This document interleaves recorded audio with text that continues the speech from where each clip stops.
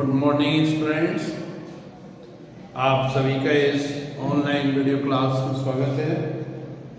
छात्रों, पिछली कक्षाओं में हमने आपको रिजर्व बैंक के कार्य, रिजर्व बैंक की परिभाषाएं, प्रतिज्ञा पत्र, विनिमय पत्र, इनकी परिभाषाओं की चर्चा की थी। आज हम आपको कुछ विनियोग बैंकों की चर्चा करेंगे, कुछ विकास बैंकों की चर्चा करेंगे। ठीक है, विनियोग बैंक, विकास बैंक किस प्रकार से भारत के विकास में, व्यक्तियों के विकास में अपना योगदान देते हैं।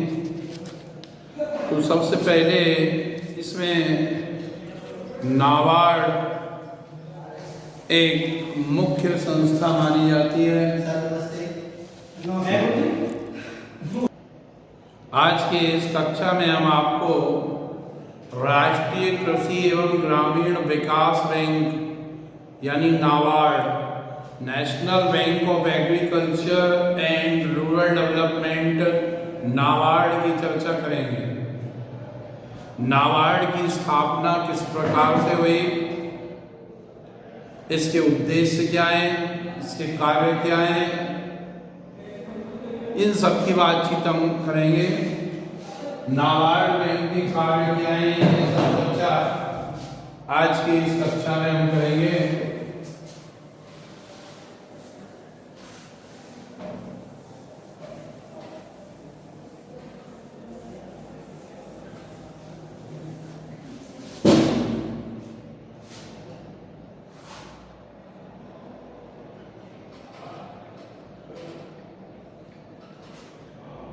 नाबार्ड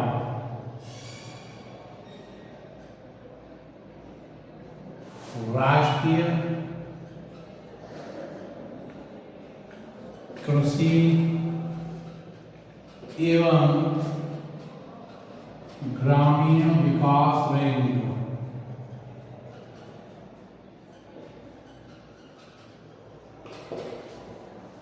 ठीक है, national bank for agriculture,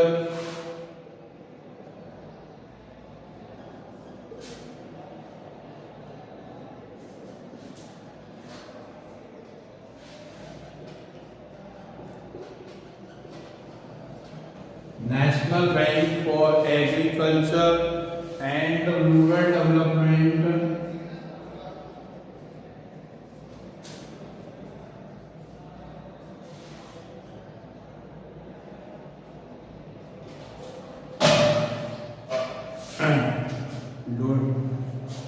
rural development, NABARD. ठीक है, तो अब नाबार्ड की स्थापना किस प्रकार से हुई।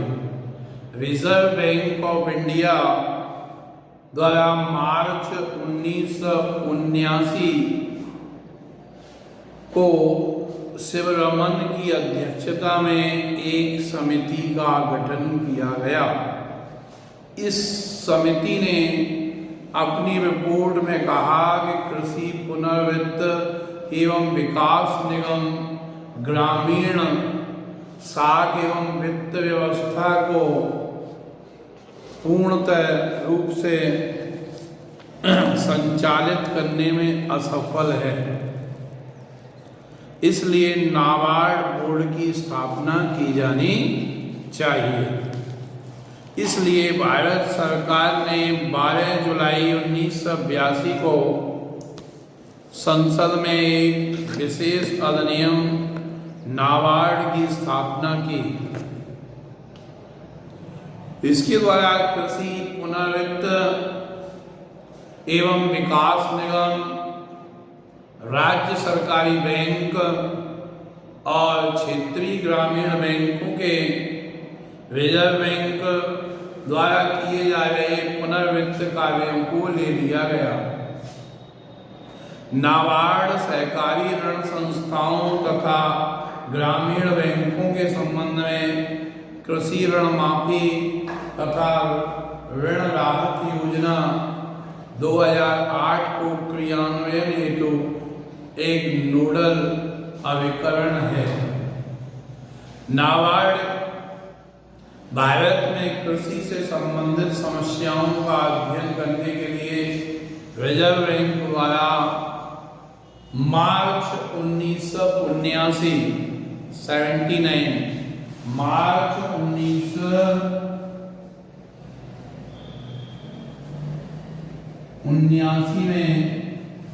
मार्च 1979 में एक समिति का गठन किया गया।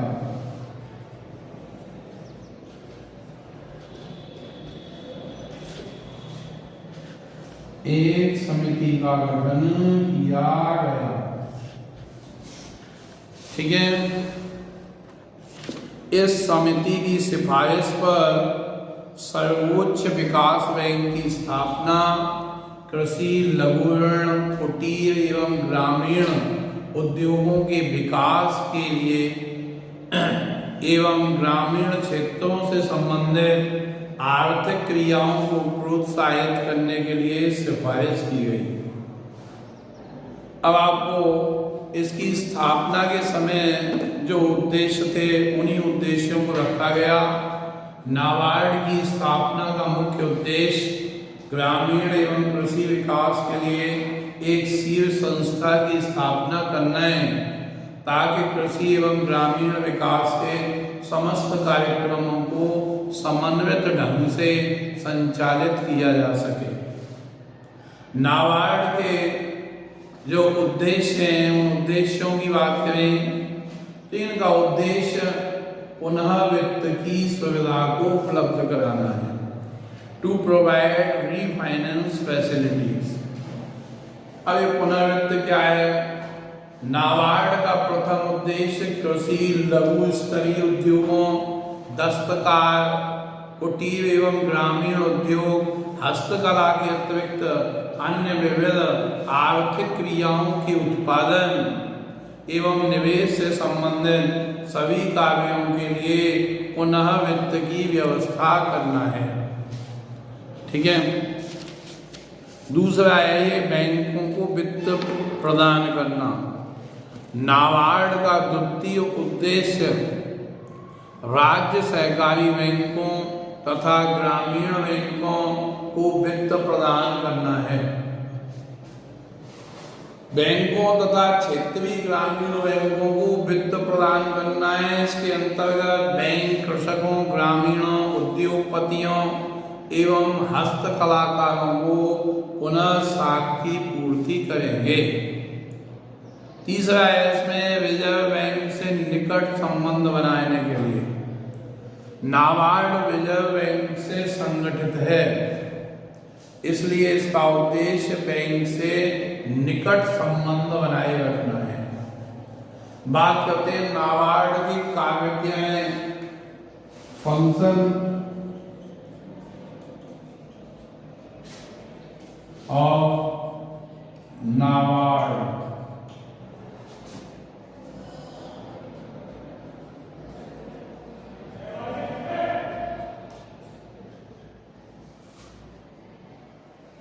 नाबार्ड की कार्य। रिजर्व बैंक ने नाबार्ड के जिम्मे मुख्यतः 3 कार्य किए हैं। साख कार्य, विनिमय कार्य एवं विकास कार्य। नाबार्ड इन कार्यों के अंतर्गत अपनी भूमिका का निर्वाह कर रहा है। नाबार्ड का सबसे पहला कार्य है शीर्ष संस्था के रूप में कार्य करना।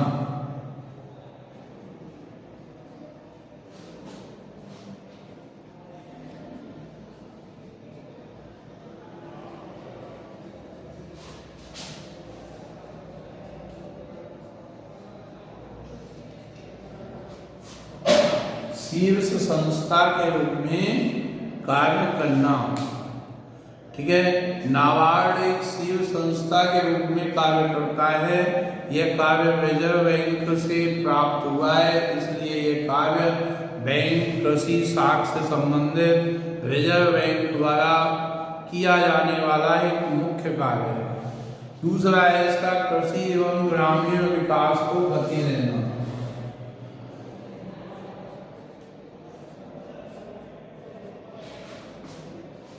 कृषि एवं ग्रामीण विकास को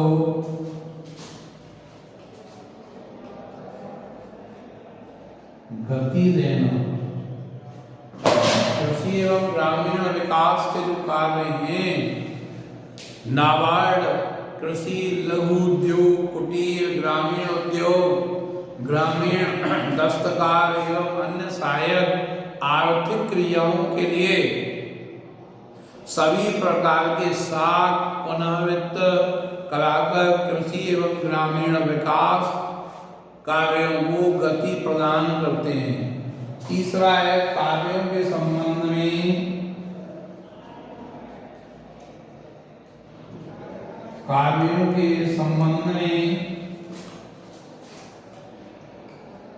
समन्वय स्थापित करना।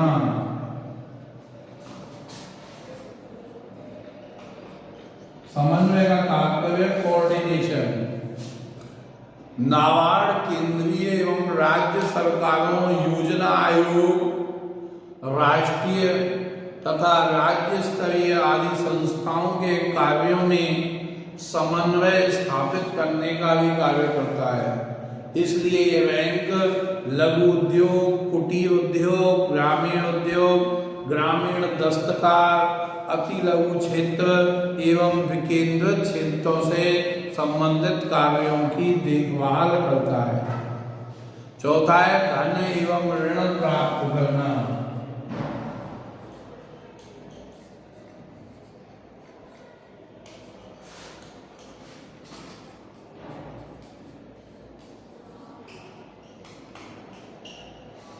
धन एवं ऋण प्राप्त करना।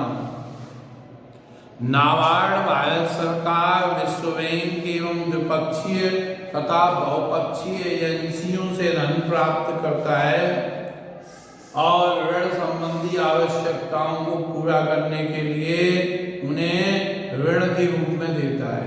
यह बैंक ग्रामीण साख कोषों एवं जनता से ऋण प्राप्त कर सकता है। अगला है साख सुविधा प्रदान करना। नाबार्ड द्वारा राज्य सहकारी बैंकों, क्षेत्रीय ग्रामीण बैंकों, भूमि विकास बैंकों एवं रिजर्व विकास बैंकों को अल्पकालीन एवं दीर्घकालीन साख को देता है। ठीक है। इसके बाद अनुसंधान कार्यों को बढ़ावा देना। नाबार्ड का एक कार्य कृषि एवं ग्रामीण विकास के जो कार्य हैं उनमें अनुसंधान कार्यों को बढ़ावा देना है। इसके लिए वह निम्नलिखित कार्यों को करता है। अनुसंधान एवं विकास कोष की स्थापना करना। ठीक है। विभिन्न क्षेत्रों के विकास के लिए कार्यक्रम निर्मित करना, कार्यक्रमों को क्रियान्वयन करना एवं उनका मूल्यांकन करना। अगला है इसके अन्य कार्य। नाबार्ड के उपयुक्त कार्यों के अतिरिक्त अन्य कार्य भी हैं। अन्य कार्य इसके निम्नलिखित हैं। नाबार्ड के निम्नलिखित कार्य भी हैं। नंबर 1, आधारभूत ढांचे के लिए राज्य सरकारों एवं व्यक्तियों को वित्तीय सहायता देना। दूसरा है प्रत्यक्ष वित्तीय सहायता प्रदान करना। तीसरा है सहायक संस्थाएं स्थापित करना। अगला है कोई भी चर्चा के अनुरूप अधिशेष राशि का निपटारा करना, परामर्श कार्यों को करना, भारत सरकार रिजर्व बैंक द्वारा अधिकृत कोई भी व्यापारिक गतिविधि से संबंधित कार्य को करना। अब नाबार्ड को विकास बैंक का दर्जा दिया जाने लगा है। यह विदेशी मुद्रा में भी उधार दे सकते हैं। इसके अलावा आधारभूत सुविधाओं के विकास के लिए न केवल राज्य सरकार अपितु व्यक्तियों एवं संस्थाओं को भी नाबार्ड बैंक सुधार दे सकते हैं। नाबार्ड की मुख्य क्रियाएं क्या है, किस प्रकार से इसका संचालन होता है। नाबार्ड की मुख्य क्रियाओं को 3 वर्गों में बांट दिया गया है। पहला है प्रचालन, ऑपरेशन, दूसरा नियोजन एवं विकास कार्य, प्लानिंग एंड डेवलपमेंट, ठीक है। तीसरा है अगर अन्य सेवाएं भी है। पहला है, सबसे पहला प्रचालन संबंधी सेवाएं। नाबार्ड के प्रचालन संबंधी क्रियाओं में उपयुक्त बैंकिंग प्रचालन तथा क्रियाओं को जोड़ा गया है। इसके अंतर्गत निरीक्षण, जांच एवं तकनीकी सेवाओं को शामिल किया गया है। दूसरा नियोजन एवं विकास, प्लानिंग एंड डेवलपमेंट। नाबार्ड की मुख्य क्रियाएं नियोजन एवं विकास के अंतर्गत दीर्घकालीन नियोजन, निगम नीति, कार्यक्रमिक संस्थागत विकास, अनुसंधान, सलाहकारी एवं अन्य संबंधित कार्यों को शामिल किया गया है। अन्य सेवाओं में मानवीय संसाधन, लेखा एवं कार्मिक प्रबंधन, विकास प्रशिक्षण आदि को शामिल किया गया है।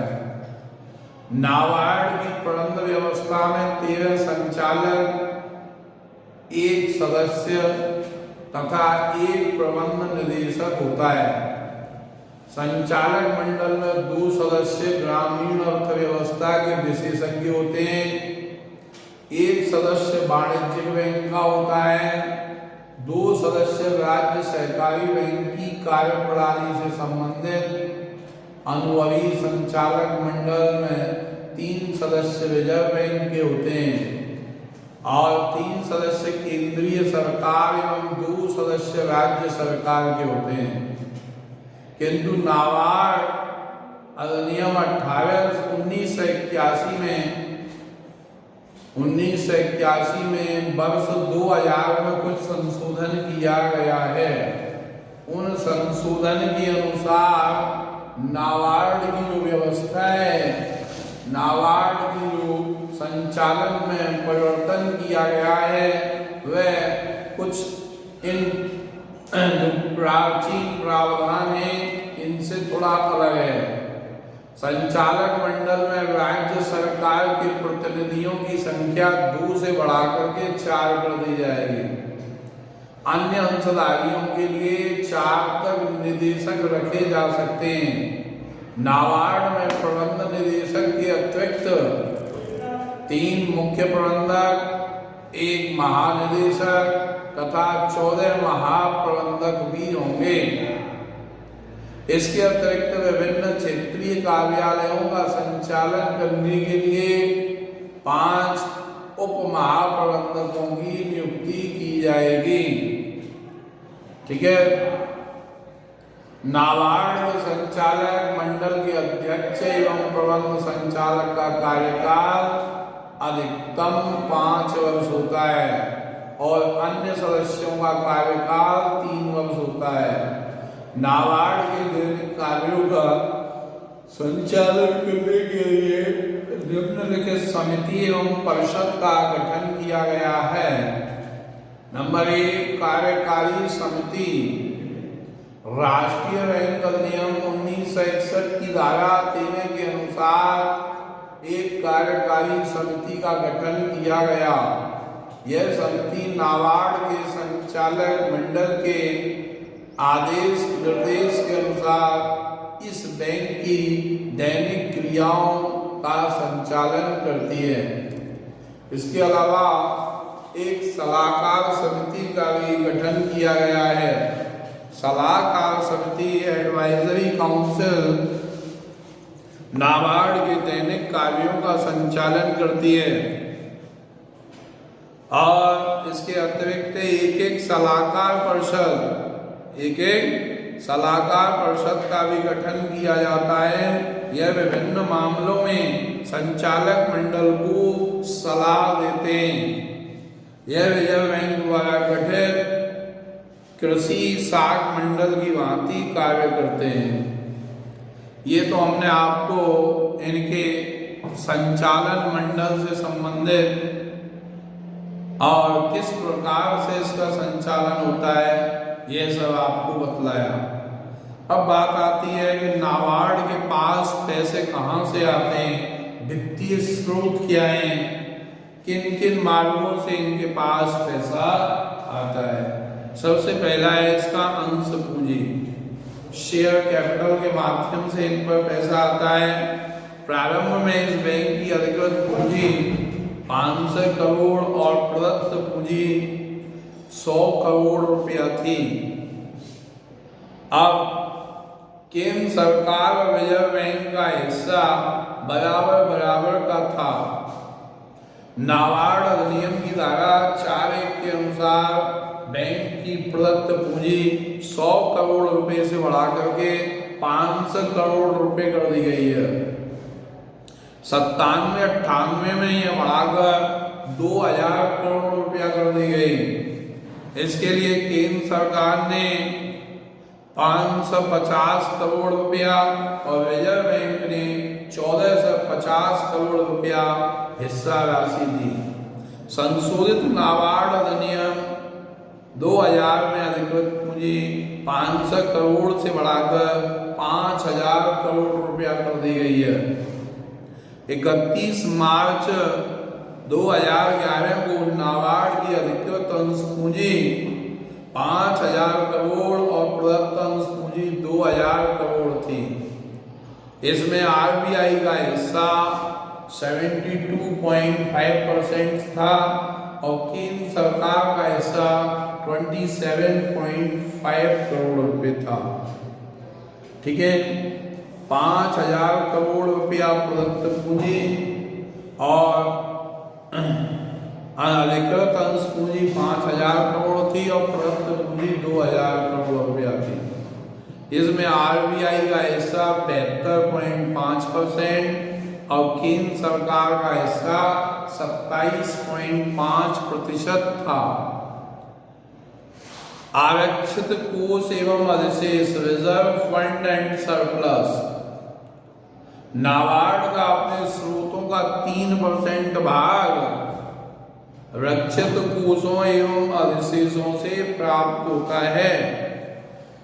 इस बैंक को जून 1983 एवं 1984 में रक्षित कोष क्रमशः 122 करोड़ और 157 करोड़ रुपया था, किंतु 31 मार्च 2011 में बैंक के रक्षित कोष बढ़ाकर 11,863 करोड़ रुपया हो गए हैं। विशेष ऋण कोष, स्पेशल लोन फंड। नाबार्ड ने वित्तीय कोष के रूप में 2 प्रकार के कोष स्थापित किए।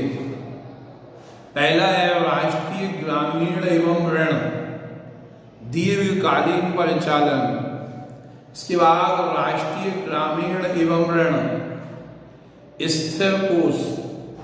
वर्ष 1989-90 में इन कोषों में 5655 करोड़ रुपए की राशि थी, जो बढ़कर वर्ष 2007-08 में 15,169 करोड़ रुपए हो गई। इन कोषों में रिजर्व बैंक ने भी अपना अंशदान किया हुआ है। बैंक के लाभों में सभी इन कोषों में धनराशि का हस्तांतरण किया गया है। अब बात दूसरी आती है, ये तो बात हो गई इसकी अपनी अंश पूंजी, रक्षित कोष, विशेष ऋण कोष। अगला आता है जमाएं, यानी डिपॉजिट्स, पब्लिक की जमाएं। नाबार्ड को बैंक की जमाएं 1982-83 में 11 करोड़ रुपया थी। यह बढ़कर 1984-85 में 24 करोड़, 2011 में 82,776.67 करोड़ रुपया हो गई। बैंक की कुल संसाधनों में 1,58,827 करोड़ रुपए की तुलना में ये राशि बहुत ही कम थी। बॉन्ड्स, दूसरा है बॉन्ड्स एवं ऋण पत्र। नाबार्ड अपने वित्तीय स्रोत में वृद्धि करने के लिए बॉन्ड्स को जारी करते हैं। बैंक ने 12 वर्ष की अवधि में सम मूल्य वाले बॉन्ड्स का निर्गमन किया है, जिन पर 8.25% की दर से ब्याज देय होगा। इस बैंक के 2010 में 20,004 करोड़ रुपए के बॉन्ड्स एवं ऋण पत्र जारी हो चुके हैं। ठीक है, नाबार्ड ने बहुत सा पुनर्वित्त के द्वारा राशि प्राप्त की है और उधार के रूप में भी नाबार्ड ने राशि प्राप्त की है। इस प्रकार वाणिज्यिक बैंकों द्वारा ग्रामीण साज सज्जा विकास कोष के अंतर्गत जमा में वृद्धि हुई है। कर छूट बॉन्ड का उपयोग किया गया। निजी बैंकों को प्राथमिकता पर जमा स्वीकार की गई। नाबार्ड की प्रदत्त पूंजी में भी वृद्धि हुई है। नाबार्ड के कार्यक्रम की यदि हम इस पर दृष्टि डालें तो नाबार्ड के कार्यक्रम अल्पकालीन ऋण, मध्यकालीन ऋण, दीर्घकालीन ऋण, इन सब में वृद्धि हुई है। इन आंकड़ों को ज्यादातर एग्जाम में नहीं पूछा जाता है। सबसे पहले इसका संगठन, उद्देश्य, कार्य, इनकी चर्चा विशेषतः की जाती है। नाबार्ड के इन सब कार्यक्रमों में सबसे ज़्यादा जो महत्वपूर्ण है इसका गठन है और इसके कार्यक्रम हैं और इसके कार्य हैं। इन सबको विशेष ध्यान से आप लोग पढ़ लीजिए, क्योंकि कई बार परीक्षाओं में इससे संबंधित क्वेश्चन पूछे गए हैं कि नाबार्ड के उद्देश्य क्या हैं, इनके कार्य क्या हैं, इसकी उपलब्धियां क्या हैं। नाबार्ड जो है अपने उद्देश्यों को प्राप्त करने में काफ़ी हद तक सफल रहा है, यह हम संक्षेप रूप में कह सकते हैं। बच्चों, हमने भारतीय बैंकिंग की आधुनिक प्रवृत्तियों के बारे में भी पिछली कक्षाओं में चर्चा की थी, जैसे ई बैंकिंग है और एटीएम है। बैंकों का जो इस समय इनोवेशन कार्यक्रम चल रहे हैं, उन सब में हमने आपको विगत कक्षाओं में बातचीत की थी। ये परीक्षाओं की दृष्टि से भी अत्यंत महत्वपूर्ण हैं, तो आप इन पर थोड़ा सा ध्यान दे लें और इनको करने का प्रयास करें। बैंक ने आधुनिक प्रवृत्तियों को अपनाया है। डॉक्टर मनमोहन सिंह कहते हैं, हमने राष्ट्रीय नियोजन का लक्ष्य आधुनिकीकरण, आत्मनिर्भरता एवं समानता को एक अर्थपूर्ण साधन के रूप में सोच समझकर रखा है। भारतीय बैंकिंग क्षेत्र को राष्ट्रीय उद्देश्यों को पूरा करने की एक मुख्य भूमिका सौंपी गई है। बैंकिंग क्षेत्र की राष्ट्रीय विकास ने अपनी भूमिका को पूर्णतः निभाया है। भारतीय बैंकिंग प्रणाली में न केवल कई महत्वपूर्ण परिवर्तन किए, अपितु कई अन्य नई दिशाओं में भी विकास किए हैं। ये सब चीज़ें हम आपको पिछली कक्षाओं में भी बता चुके हैं और हो सकता है आपको आगामी कक्षाओं में भी इनकी हम चर्चा करेंगे। ठीक है, तो आज के क्लास में इतना ही कि नाबार्ड की आप उद्देश्य, गतिविधि, इसका गठन, इसका आप अध्ययन करें। और आगामी कक्षाओं में पुनः आपसे भेंट होगी। तब तक के लिए